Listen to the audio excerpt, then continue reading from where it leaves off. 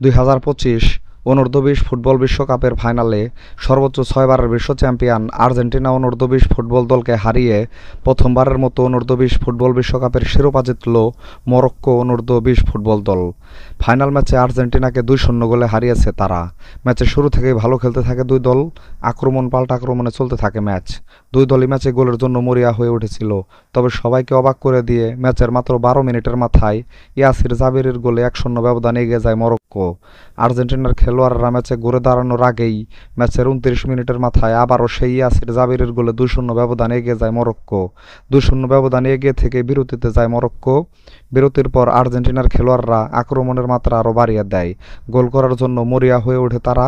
একের পর এক আক্রমণ করতে থাকে তারা, কিন্তু ম্যাচে তারা কাঙ্ক্ষিত গোলের দেখা পায়নি। সাথে মরক্কো ম্যাচে আর কোনো গোলের দেখা পায়নি, যার ফলে টুর্নামেন্টের ফাইনাল ম্যাচে 2-0 গোলের জয় নিয়ে মাঠ ছাড়ে মরক্কো। আর প্রথমবারের মতো অনূর্ধ্ব-20 ফুটবল বিশ্বকাপ জেতার গৌরব অর্জন করে মরক্কো। তো বন্ধুরা, ভিডিওটা ভালো লাগলে একটা লাইক দিন। সাথে ক্রিকেট ও ফুটবলের নতুন নতুন আপডেট পেতে এখনই আমার চ্যানেলটাকে সাবস্ক্রাইব করে দিন। সকলকেই ধন্যবাদ।